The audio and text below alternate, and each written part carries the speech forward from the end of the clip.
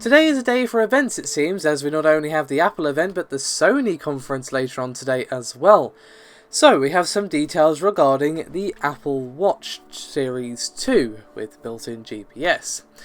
Now, this is obviously the second gen model of the smartwatch and comes with a few improvements over its predecessor, including longer battery life, a screen that is twice as bright as the current model, a dual-core processor that is 50% faster, and a GPU chip that has twice the performance. It also has some pretty beefy water resistance and is actually swim-proof, as it is water resistant for up to 50 meters. Now, they also discussed this in a little bit of detail during the presentation. Apple basically said that in order to make the device completely water resistant, after the watch is taken out of the water, the speakers will actually physically push water out of the device. And apparently this is a new tech they've actually been working on over at Apple.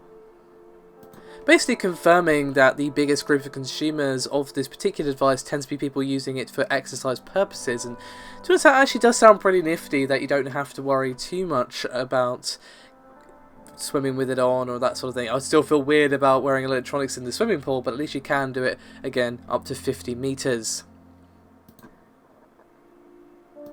Now, there's also going to be a variation dedicated for running purposes, in which they partnered with Nike, and comes with different colours and specific features and uses for Siri, as well as the built-in GPS. That is going to release later on down the line. However, the Watch 2 is going to be costing you $369, and the original watch, which is getting an upgrade in the processor department, will be available for $269.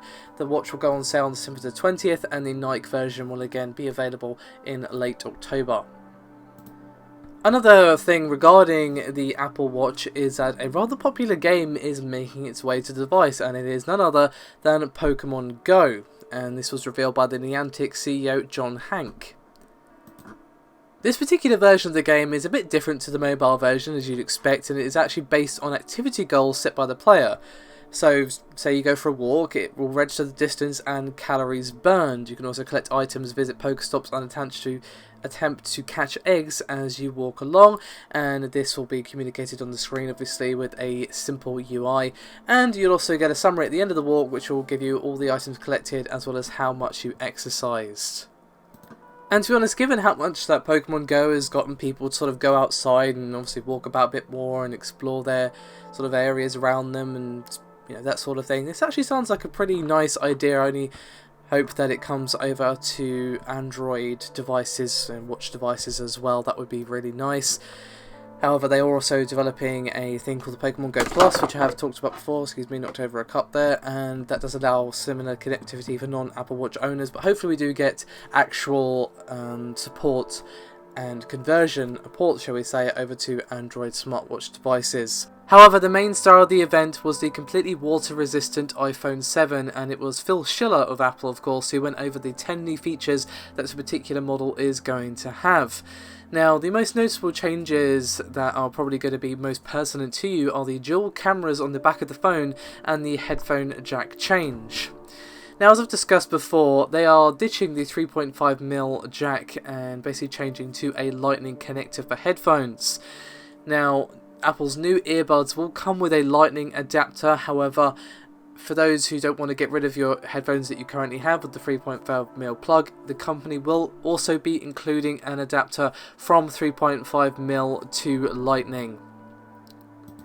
Now, you'll also be able to use wireless headphones on the device, and this is when it kind of led into a different unveiling, something by the name of AirPods. Now, basically AirPods are headphones that take on the same design as wired headphones, except they will be entirely wireless and have a two-step connection process to make them easy for consumers to use.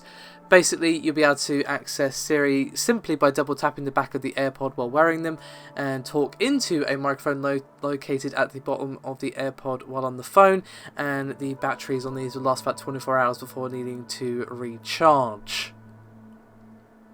Going back to the phone for a second though, there's going to be two internal speakers located at the bottom and top of the phone, and these are actually going to be proper stereo speakers for the first time, with a high dynamic range that will make the audio playing on your phone sound better at both portrait and landscape positions.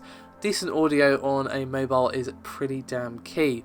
As for the camera, another sort of key feature for this and any smartphone really, will have a f.18 aperture and a 12 megapixel lens, and it's also going to have stabilizers built in for photo and video, and it's also going to have more high-res imaging editing directly on the device for both professionals and amateurs, although I guess a pro would probably more prefer to do it with an actual suite, but it's still nice to have nonetheless. Now there is only one camera on the front of the device, but that has been upgraded to 7 megapixels. Now on the iPhone 7 Plus there is a dual camera option that will allow for zooming options for the telephoto lens. Now the optical lens will let you zoom in up to 10 times to capture photos from further away, and as I just suggested, it will be only available on the iPhone 7 Plus. The iPhone 7 will have an upgraded camera, but it will only be a single 12 megapixel camera, and only going to be the Plus that has the dual camera option. Now on the interior of the device, the iPhone 7 will have a new A10 Fusion chip, which will in practical terms make it twice as fast as the 6S and 6S Plus, and the A10 Fusion is also twice as powerful when it comes to graphics than the predecessors in the iPhone line. However, the all-important finishing line for Apple products is of course the price, as the iPhone 7 will cost $679 and the iPhone 7 Plus will cost $769, and will both go live on September the 16th, with pre-orders going live on September the 9th. So, there you have it. That's most of the important information from the Apple conference. Hope you guys enjoyed this a bit more lengthy video from me today, and I'll see you next time.